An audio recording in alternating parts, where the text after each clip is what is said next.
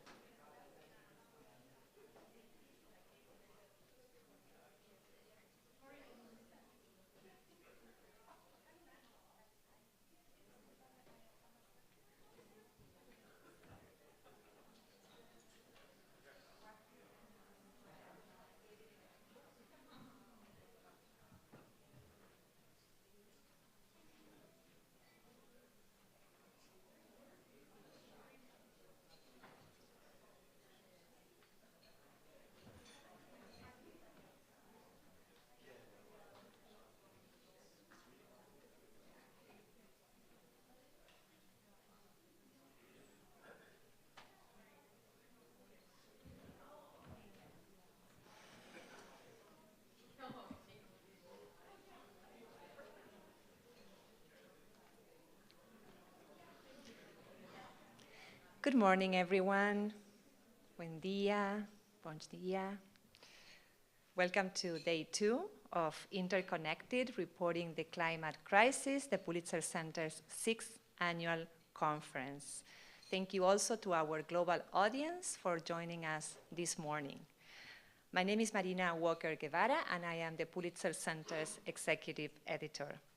In this morning plenaries, we are going to hear from some of the world's leading journalists reporting and raising awareness about the fate of the tropical rainforests.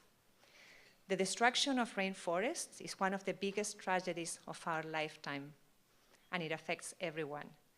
This is not only an environmental tragedy, but a political, an economic, and a human rights tragedy. As we have sadly experienced this week, it is also an organized crime venture, and we journalists need to organize ourselves as well. Some of the most inspiring, daring, and innovative reporting that we have supported at the Pulitzer Center in the past 3 years have been done by many of you, our rainforest community. You have collaborated rather than compete to leverage resources and to reach bigger audiences. You have showed us how to collaborate and work with indigenous journalists in a truly equitable way. And you have used data and technology to hold the powerful to account. You have followed the money from the heart of the rainforest to Europe, to the US, and to China. And as we learned from Manuel Andreoni yesterday in the supply chain panel, some of you have even followed the cattle trucks journeying through the rainforest to feed the global demand for beef. Thank you for the courage, the inventiveness, the persistence, and the change that you are creating with your journalism. Our first panelist today is Eliane Brum. Eliane is one of Brazil's, or perhaps the most decorated Brazilian journalist, and she's also one of the world's most influential voices on the Amazon. She's a columnist for El País and a contributor to the New York Times, The Guardian, and other international media. She has published 6 nonfiction books and 1 novel, and has directed 4 films. Her latest book is Banzeiro Ocotó, and is one of Brazil's bestsellers at this time. Eliane lives in Altamira, in the heart of the Amazon rainforest. And Eliane, it's my honor to invite you now to take the floor. Thank you so much.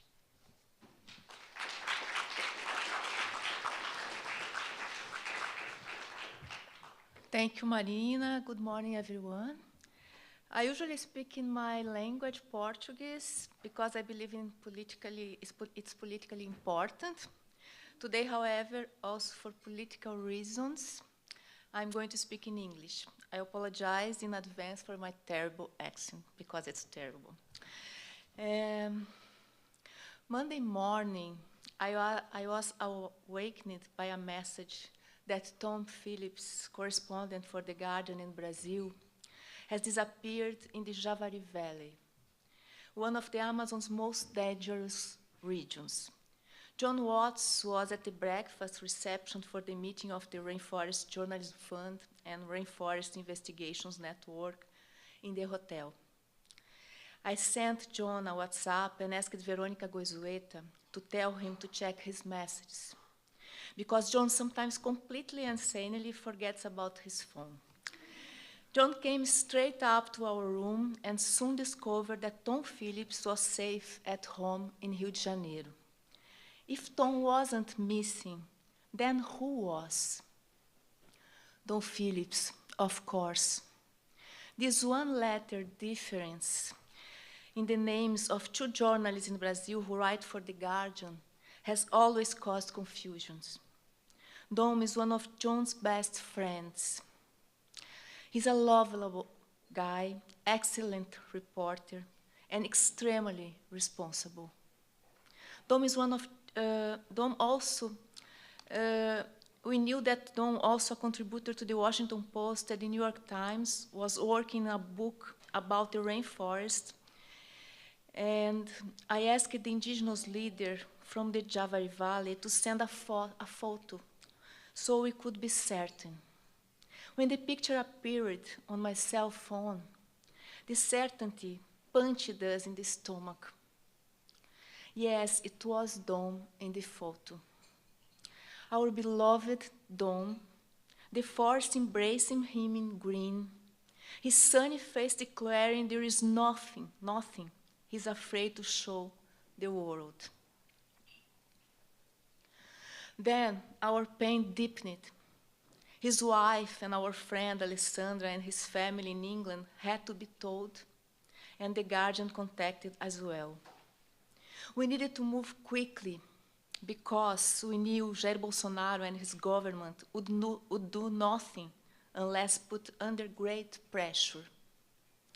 As journalists who cover and live in the Amazon, we know time is crucial in the rainforest.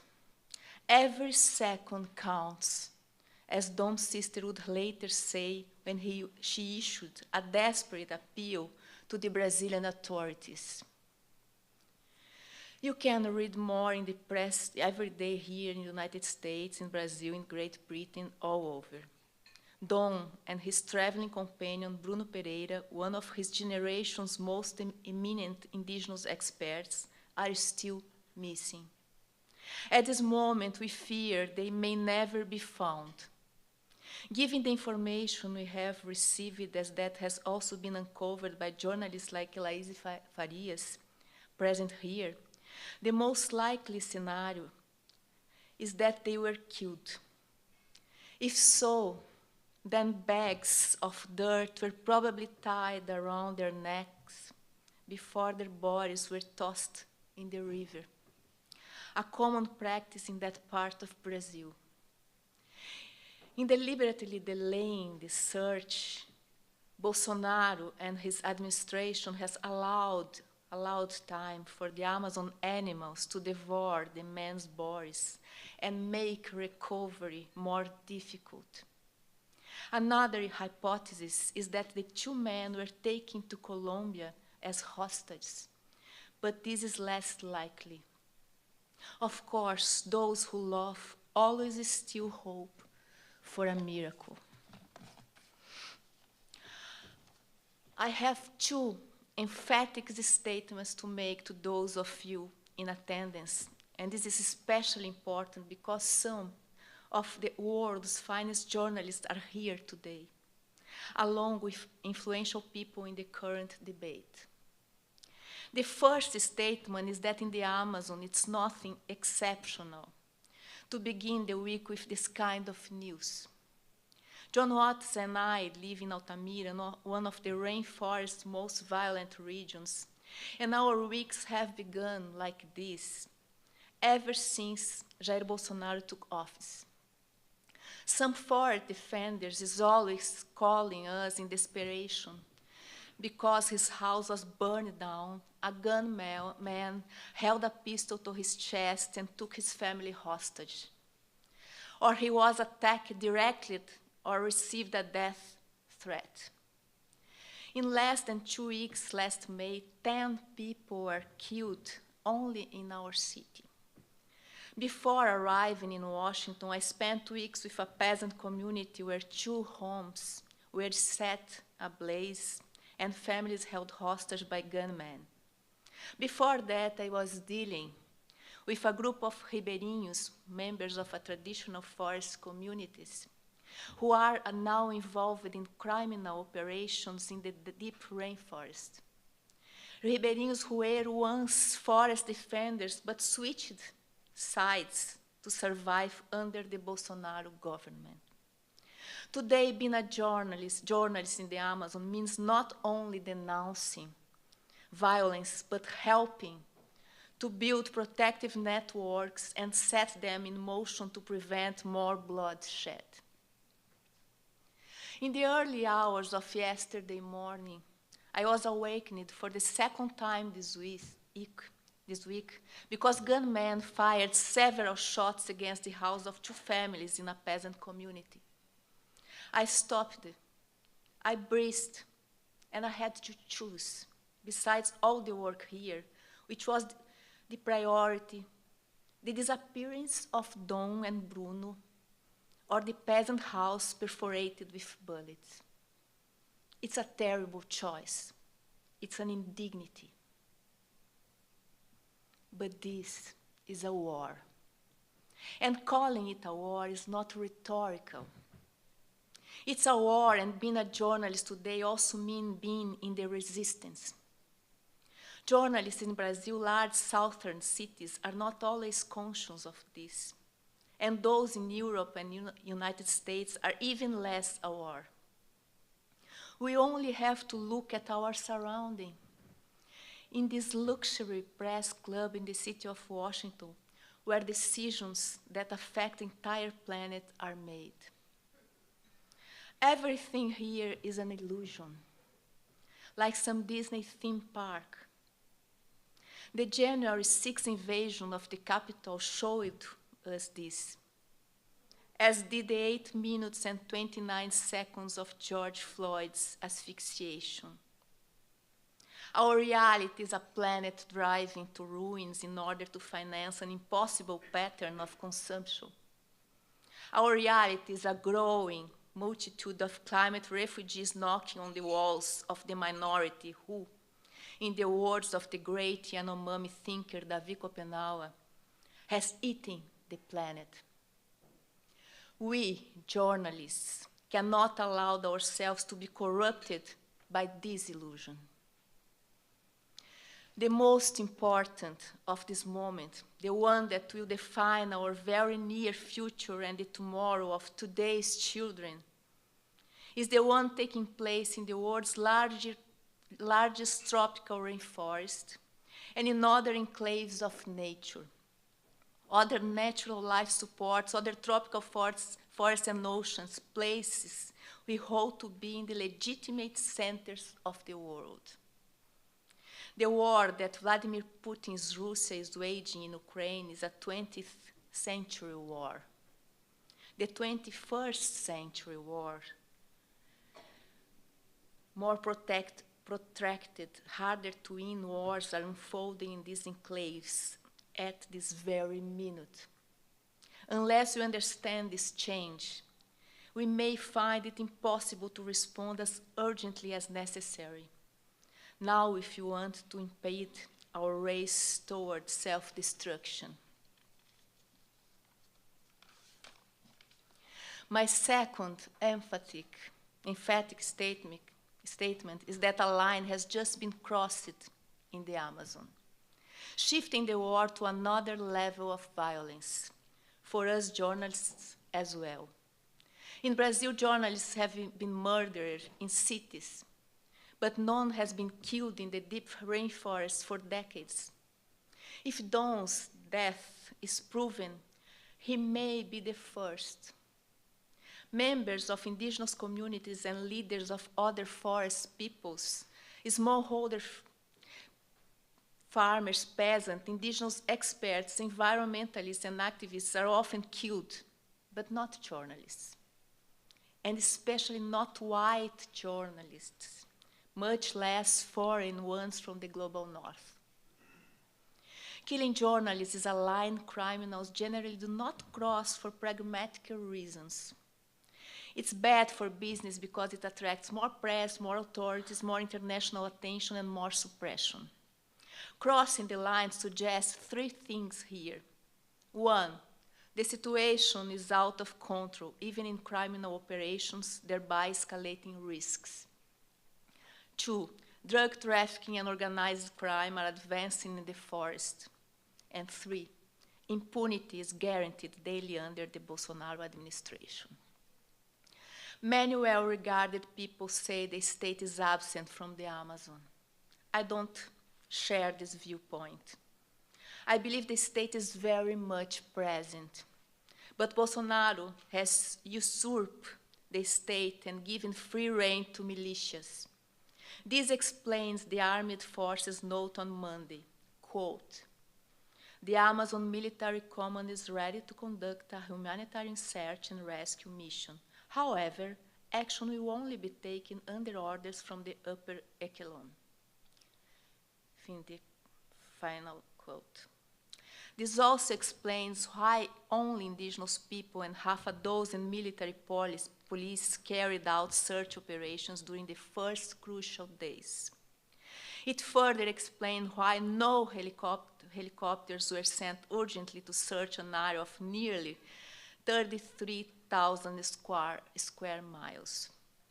This was neither incompetence nor neglect. It was a matter of method.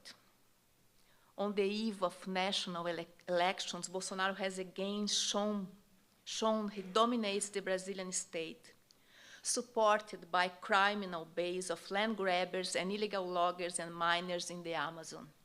And he will do nothing for forest defenders. Instead, Bolsonaro called Dom Phillips and Bruno Pereira's war expedition a not recommended adventure. Discrediting victims is a standard method, as we know all too well. It bears repeating. The Amazon war has reached a new level now that journalists have become targets. Even if it's shown that its chief target was Bruno Pereira and not Dom, a journalist has been killed. A foreign journalist has been killed. And the Brazilian government's reaction was to deliberately take no action. Long a vocal defendant of Brazil's military dictatorship, whose most notorious torturer is his supreme hero, Bolsonaro has portended a coup if he loses in October. We are still hoping for a miracle. Still hoping Dom Phillips and Bruno Pereira are alive. Still hoping that if they are not, their bodies can be found. But it's impossible to ignore the likelihood that the days the government did not spend conducting search and rescue missions were days intended to make the disappeared disappear forever. Just as thousands of civilians and indigenous people were disappeared under the dictatorship. Once again, it's a matter of method. According to scientists, the Amazon may be just a few years away from the point of no return, given the accelerating rate of destruction. Without the standing forest, there is no way to control global heating. The disappearance of Dom Phillips and Bruno Pereira signals another tipping point in the Amazon, a different kind, but nevertheless an immense danger to the planet's health. As journalists, we must respond to violence through our journalism. And so we have opened a special call for proposals to the Amazonian Rainforest Journalism Fund for coverage of the Javari Valley. We must strengthen our numbers in the Amazon and finish the work Don Phillips started. We must show that for every one of us who falls, dozens will rise up. But this is not enough. If we want today's children to have a less than hostile future, the global community must engage in the deadliest war of our time, nature's war, the Amazon war. In this war where specimens die, an entire species may succumb in the future. Even the simplest organisms have a survival instinct. I'm appealing to everyone's survival instinct. Everything we are doing is not enough. It's time to do not only what we know how to do, but also what we don't know.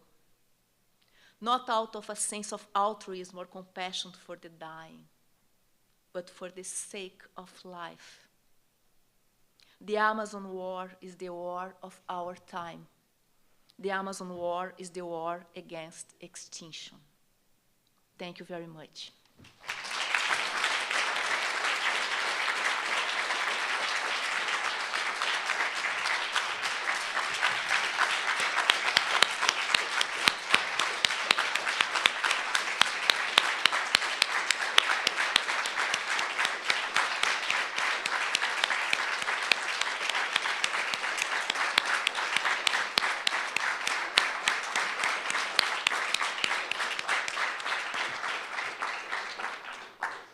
Thank you so much, Eliane, for your powerful words and for your call to action. Our next speaker is David Akana. David is a media trainer and is a member of the Congo Basin Rainforest Journalism Fund Committee. David is also an advisor at the African Union Commission, supporting the implementation of the Green Recovery Action Plan, a new policy framework adopted by African heads of state to help African countries transition to a green economy.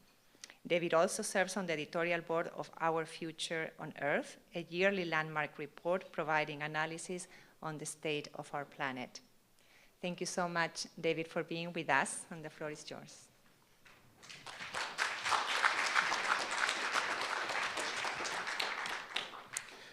Thank you very much, Marina. Organizers had asked us to sort of provide our reflections on the importance and the impact of in-depth, sustained reporting on the rainforest issues. And I want to just use this opportunity to thank you, Marina, and the entire Pulitzer Center for the support that you're providing to media institutions in the Global South and also in the Global North. And so I'm going to focus my remarks on a couple of things that are working in the Congo Basin. I'm going to focus a little bit on the gaps, or sort of the missing opportunities, and then what drives us to do this work every single day. My thoughts and perspectives will mostly be Congo Basin-centric. That's because I'm from there as well. And so there are so many things that are working and working well, and I'll focus just on 3 of them. And then I'll underscore a few gaps while highlighting lessons for the future. And finally, I'll conclude with what drives us to do this job every single day. And so what's working in the Congo Basin? Collaboration across borders, that's working. So there are 3 journalists who did not know themselves about a year ago, one from the Congo, Congo-Brazzaville, another from the Central African Republic, and one from Cameroon. They decided to jointly put together a collaborative reporting project on the impact of deforestation on indigenous communities in the region. The outcome of their work was published and broadcast not only in their home countries, but in several other countries, particularly in Côte d'Ivoire, Mauritania, Senegal, Mali, and Zimbabwe. As you may all be aware, the Congo Basin may be shared by about 9 countries with heavily guarded borders, but the issues cut across countries and need, obviously, a regional lens in their coverage. With one report, you pretty much have a regional view of the impact of deforestation on the livelihood lifestyle, culture, economics, and well-being of indigenous communities in these three countries. Increasingly, we are seeing this model of partnering on projects across the region, which is a good thing. The approach could help raise greater visibility and awareness on rainforest issues while spreading the benefits across borders in the context of scarce reporting resources. Could this be a future model? I suspect the answer, or your answer, is as good as mine. The second and most important thing that I think is working in the region is the use of data visuals and other innovative reporting techniques. Investigating the business practices of PHC, which is obviously Plantation et Huiliers du Congo, which is a century-old palm oil business in the DRC. Cameroonian-based Mad Lengenga worked together with Gloria Paleres, who is in this room as well, and thanks, Gloria, for doing this work with us. Yerta, as well as the entire Rainforest Investigative Network team in this room, to shine the light on how a local population in a specific area was exposed to tons of toxic waste.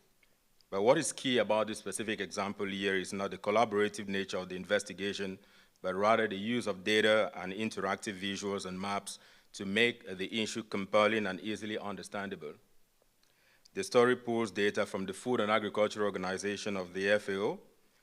It uses OpenStreetMap, which is a collaborative project, to create a free editable geographical database and other tools such as Flourish to demonstrate the growth of palm oil in the Congo Basin across the last 50 years. While this has not been really mainstreamed in the media in the region as well as in stories, there are a few champions whose work is helping to make this practice, to inspire this practice in the region. Third and most important thing that I think is working in the region is obviously what I consider to be the spillover effect of the Rainforest Journalism Fund.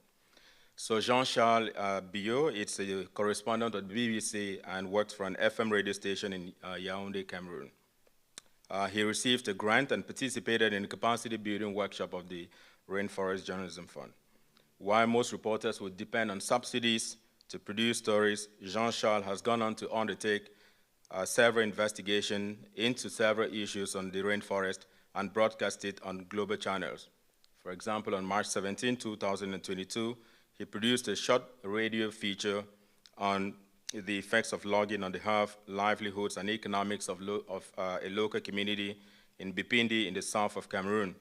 This story was broadcast on BBC Afrique, a popular program with radio listeners in the Congo Basin.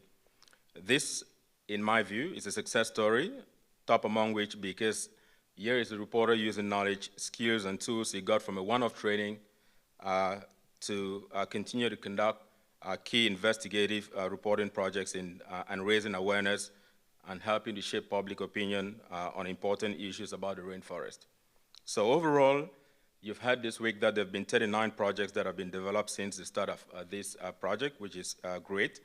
And in the past 10 years, we've seen a considerable increase in the quantity and quality of environmental stories in the region. This is not only because of this project, but as obviously because of other funding that we've had in the past. Reports are focused on varied topics, with a central thread being women, youths, pygmies, indigenous communities, et cetera, et cetera. This represents an impressive addition of content, both qualitative and quantitative, to the critical but often underreported issues around the rainforest, which I think is important. By cross-posting these stories and sharing them on social media platforms, their impacts have often reached audiences that might not, that might have never been intended. What we have also seen across these reports is local communities voicing their views, opinions, as well as worries and concerns. While we may not have a comprehensive idea of the impact of these stories, anecdotal evidence points to some positive change. For example, we are told that in a story in the DRC helped the civil society organization to raise an alarm over the indiscriminate logging of redwood in the Lumbumbashi area of the DRC. That resulted in government placing a moratorium on the exploitation of redwood. In Burundi, we are also told that the government used a rainforest journalism funded story to relocate people who were settling in a local park. In my view, those are positive outcomes. And so what are the gaps? In my view, it's still impact. as we may rightly celebrate the additional content made possible by the Rainforest Journalism Fund in the last 3 years of operation in the region, and the increase of rainforest-related stories in the past decade, there are still too many questions around the issue of impact. The scale and scope of change that is needed to see the fundamental change in the direction of the management of the rainforest of the Congo Basin is not yet happening, in my view. Now, it is not in any way my intention to make those who have invested their lives and taken incredible risks to report on these stories feel bad, not at all. The overall point here is just that the change that we expect is not happening yet. However, this is not unique to the reporting of rainforest issues. Let me say that. The political media, with usually wider audiences and probably clout, have not yet, haven't done better either. And this is primarily down to the politics of the region, which is very unique. Faced with some of the longest-serving dictatorships in the world. Just as an aside, the president of Cameroon, in my country, is 40 years in power. Next door in Equatorial Guinea, he has been in power since 1978. And so this sort of governing arrangement, managing the people's businesses with utmost secrecy, intolerance, and repression, it is pretty hard to be able to locate evidence to sort of hold people accountable, isn't it? So change in this sort of political regime can be painfully slow. This is why we have to be at our creative best to investigate and locate the evidence needed to produce compelling stories that can make a difference in the governance of rainforest issues. Second challenge, I think it's the need for greater collaboration. As much as I'm celebrating, and I think that has happened in the region, it is important for us to say here that it is a paradigm shift in a very significant way, and I applaud that. And by banding together and putting ourselves together, sharing resources, we are increasing our chances of conducting in-depth investigations. But this is not yet happening at a scale and a scope commensurate to the rainforest or the challenges of the rainforest of the Congo Basin. Each one of us in this room, for instance, I suspect you all have a cell phone, and in that cell phone, there is a metal called coltan. Why haven't we investigated exactly the harvesting of this coltan in the Democratic Republic of Congo, as well as the mining of several other minerals, which are oftentimes the cause of a lot of conflict in the region? In the same way as we had yesterday, an NBC reporter getting together with a Filipino journalist to be able to harvest nickel, which is used in Tesla as well as in Toyota cars. We would expect that that's obviously happening in the Congo Basin to sort of investigate issues around coltan and the mining of several other minerals. And here's why it is critical. Most of the conflicts in the east of the DRC and much of the illegal financial flow into those governing and the elites in this country is from multinational companies. This and many other issues around the Congo Basin rainforest suit this collaborative approach to journalism, which is what we're talking about here. Last point, Marina, which is what motivates us to do this job, or doing this. In 2017, while working on another sister development project, volunteering for another sister development project in the Congo Basin, I was invited to strengthen a network of journalists in the Southeast region, of the Democratic Republic of Congo. That trip took me to Lubumbashi, that's the capital of the Haut-Katanga in the DRC. Like everyone else, I did my homework in terms of reading as much as I could to check exactly situations related to security and safety. You will not imagine what I found. On the website of most Western governments, notifications were warning their nationals against traveling to these countries. The few accounts and feedback of people who had traveled there were far from positive. In short, you could see a reinforcement of the usual stereotypes as well as the negative perceptions of countries facing conflict in Africa. But guess what? My experience in the DRC was probably one of the best I've had in my entire career. My first flight landed in Kinshasa, where Afi and I were sitting right here, and thanks, Afi, for always supporting us on this, including Augustine and several others. We met up with journalists in Kinshasa. On day 3, we boarded a flight to Lubumbashi, 5 hours from Kinshasa to Lubumbashi.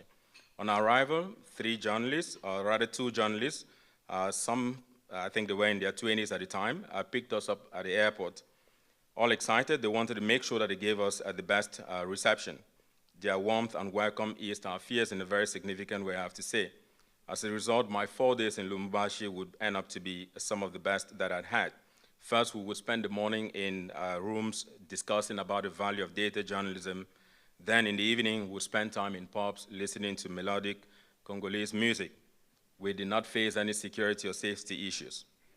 They would share stories about their reporting career involving people in power and their determination to risk and their determination that they had to investigate people who were in power. Let me say here that the local economy in Lubumbashi and in the whole Katanga region revolves around mining. There are disturbing accounts of human rights violations, pollution, corruption involving several companies. But these young reporters spoke of their willingness and their determination to hold these companies to account. Whenever I think back about that trip, their fearlessness, their courage, and their determination, my resolve increases to continue to do this work. And so that's why I've continued to volunteer time on the investigative or the Rainforest Journalism Fund to help evaluate stories, even though my day job is exactly what Marina just talked about. So thanks for listening, and thank you, Marina, for the support that you're providing to journalists in the Global South. Thank you.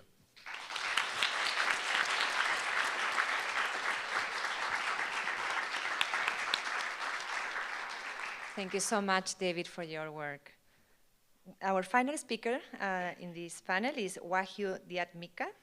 Wahyu is Indonesia's leading investigative journalist, and he's the CEO of Tempo Infomedia Digital, the digital arm of Tempo Media Group. Wahyu has led or has been part of multiple innovations in Indonesian media, including the first fact-checking platform, a secure whistleblower platform, and also the first media hackathon in Indonesia. He also studied a really interesting platform called Tempo Witness, where they train local and marginalized communities across the country so they can report the stories that they feel are important to themselves, to their communities. On a more personal note, Wahyu and I spent unforgettable months of research in the trenches of the Panama Papers investigation, and I am honored to invite him to deliver his remarks now.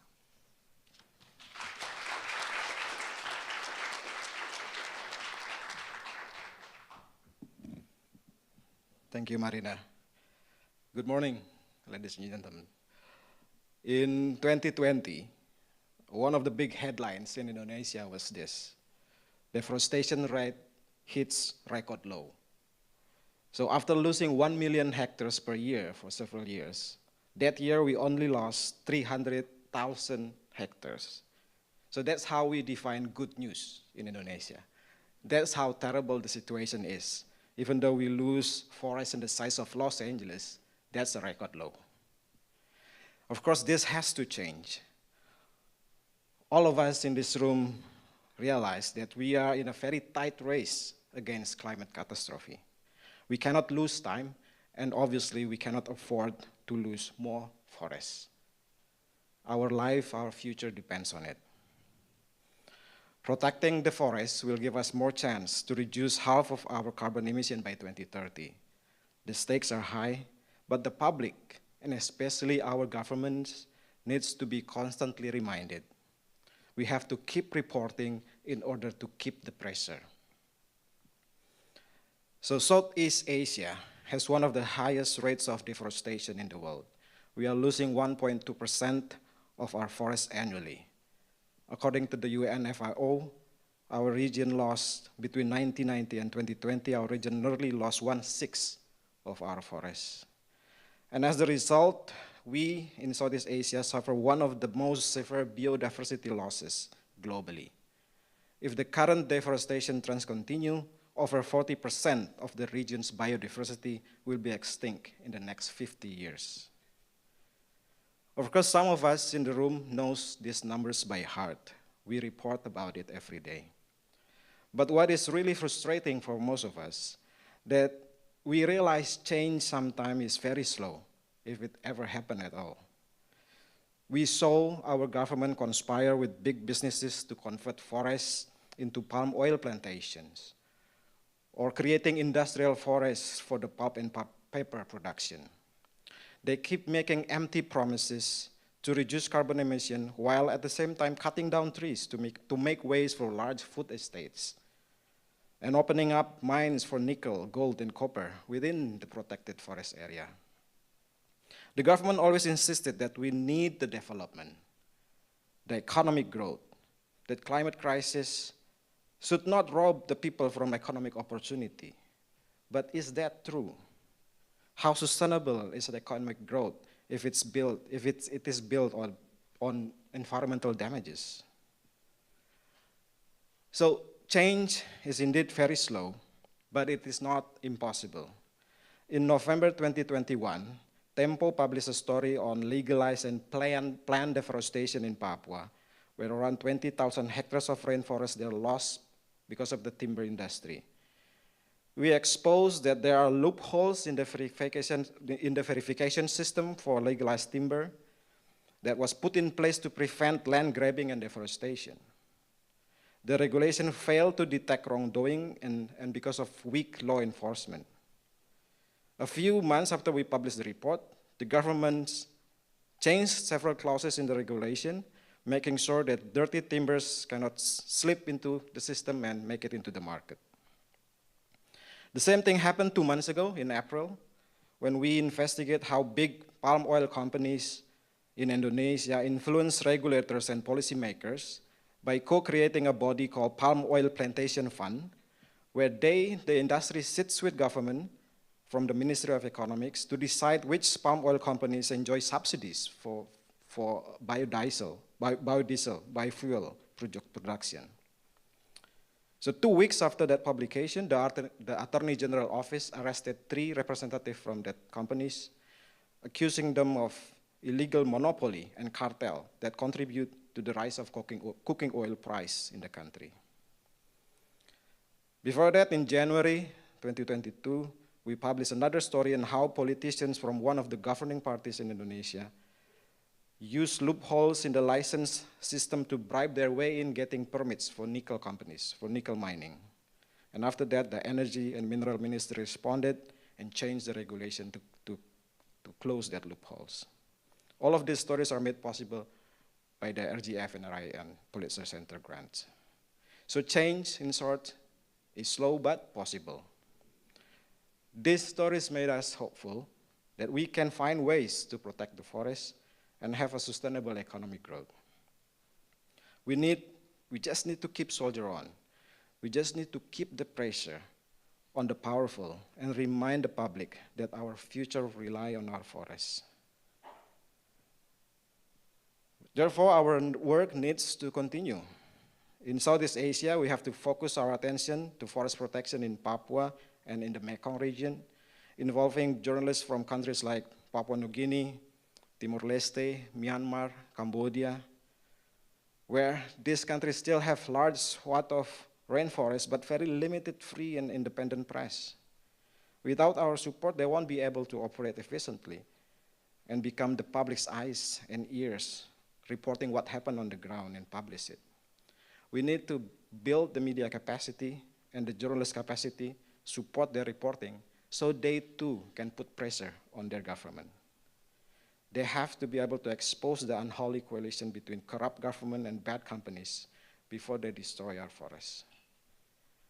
Lastly, as a journalist, we were taught to be the voice of the voiceless. And this is our moment to tell the stories of our endangered forests before these rainforests just become fairy tales and lullaby for our children. Thank you.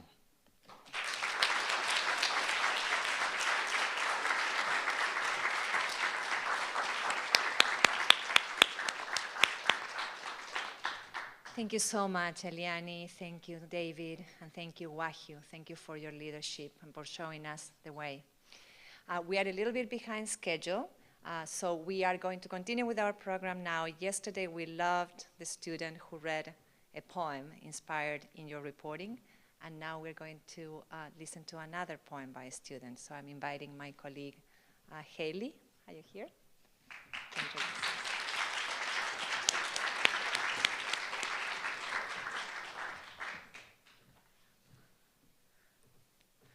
Thank you, Marina, and good morning, everyone. My name is Haley Wazalowski, and I am part of the Pulitzer Center's K-12 education team. Yesterday, I shared with those of you who were able to join us a little bit about the Pulitzer Center's annual Fighting Words Poetry Contest, now in its 5th year. In the contest, students craft original poems that respond to underreported current events and integrate specific words and phrases from Pulitzer Center-supported stories. Through this activity, students practice empathy, close reading, and writing skills. They also practice a really important critical media literacy skill, processing and expressing emotional responses to news stories.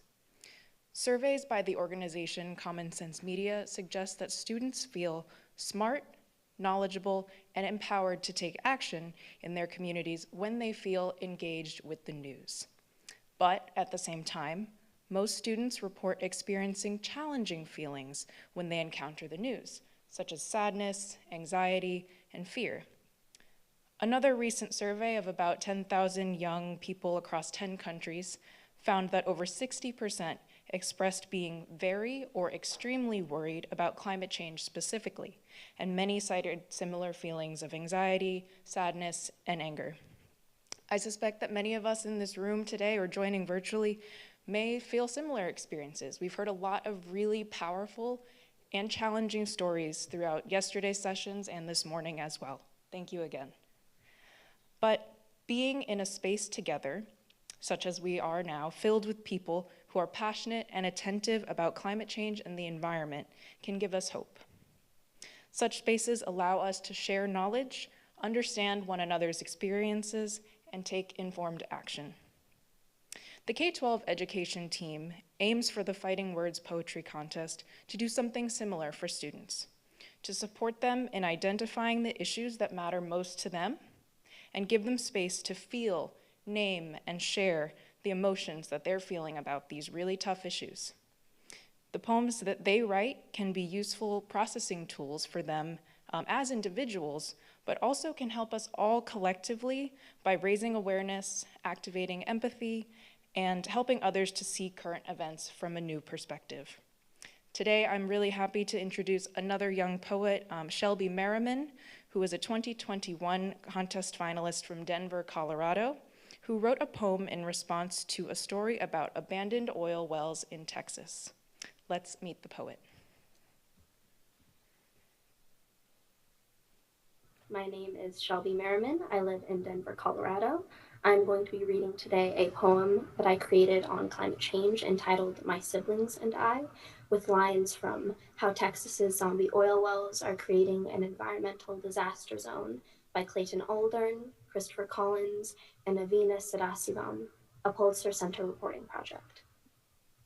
I chose this story about Texas oil wells because living in Colorado, you have oil wells all over the place that you see, so you grow up kind of around them. And you don't have too many stories that really talk about what happens after. I felt like something that was important, but it was forgotten. And I wanted to kind of bring light a little bit to what was forgotten about it, to the people that do still have to deal with all of these things after everything has been left, for them to kind of pick up the pieces when they weren't the ones who made the puzzle in the first place. My siblings and I. Before my siblings and I were born, my mother was filled with maverick energy.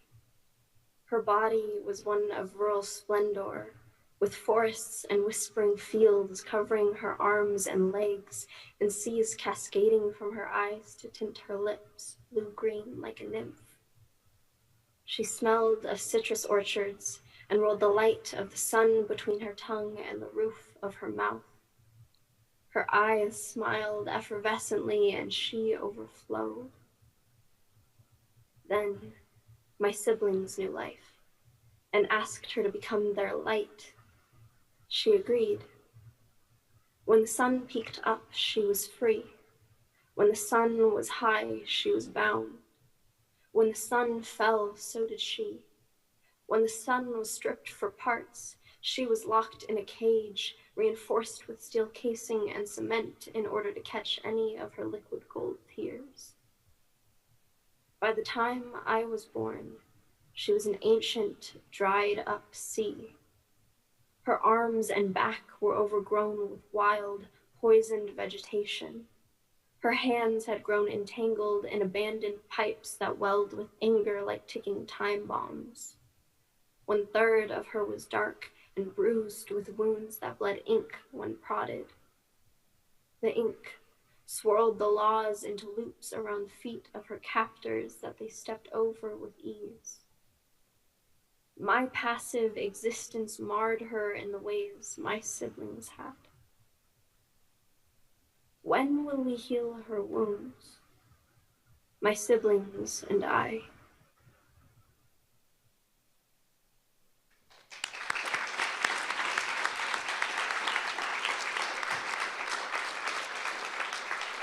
Thank you all so much again for joining me in celebrating these young poets. We hope you find it as inspiring as our team does to know that folks like Shelby and Taeyun are part of the next generation raising awareness about climate issues.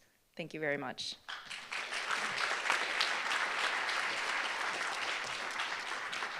Thank you to the K-12 team at the Pulitzer Center. You inspired us every day with the work you do with the next generation, with our hope. We are going to conclude this plenary honoring journalists.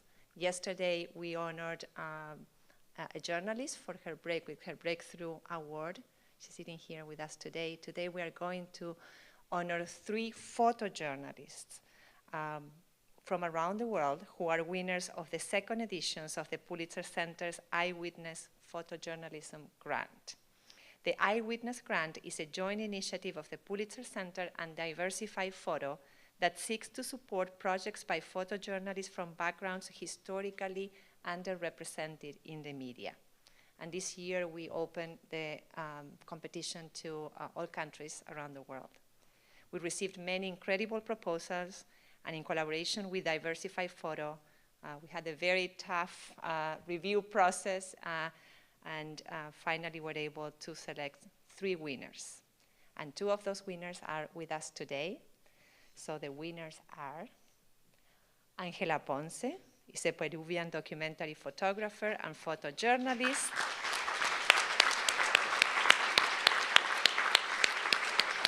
And I'm going to invite Ángela to come to the stage, and I forgot this, I'm going to invite my colleague Jackie Calderon, who managed our photojournalism grant at the Pulitzer Center and who does incredible work on so many other parts of our mission. And Ángela, are you with us?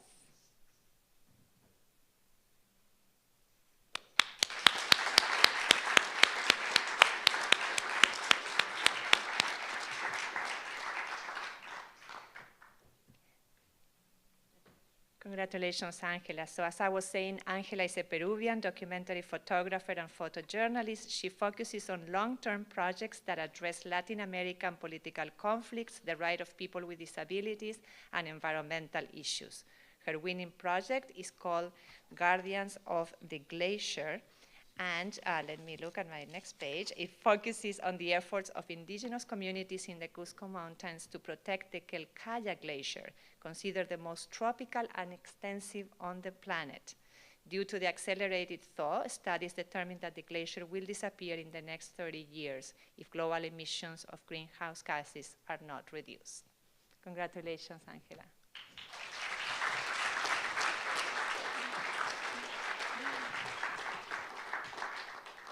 Our next winner is Sofia Aldinio. Sofia is an Argentine-American documentary photographer and multimedia storyteller. She's currently based between Portland, Maine, and Baja California, Mexico. Her work uses collaborative practices to tell stories about home, immigration, and climate change. Her winning project is called Until We Are Gone, and focuses in San Jose de Gracia, a 200-year-old, once thriving canyon community of multi-generational families in Baja Sur, Mexico, where now only 21 people remain. Her project highlights the uncertainty that these communities face as possibly the last keepers of their cultural heritage. Sophia, are you with us today?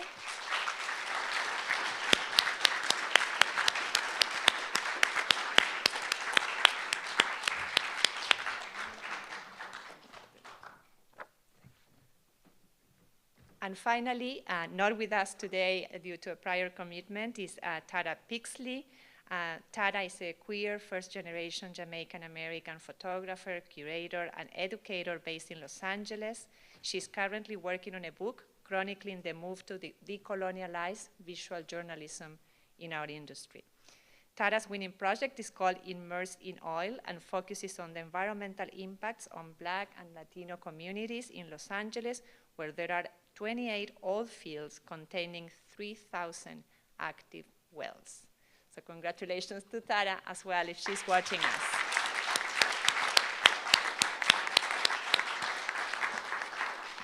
Angela, Sofia, and Tara, we are so proud to be in community with you. We can't wait to see what you are going to do with your powerful photojournalism in the next few months. And we hope that maybe next year's conference we get to hear about the results of the work. Thank you so much.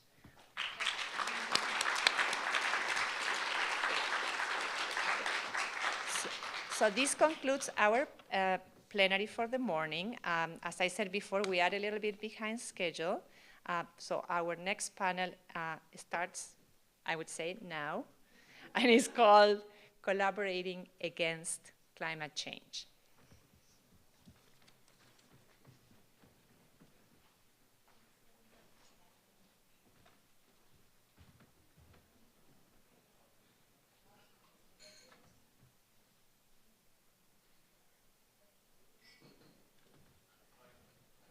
Hello. Bring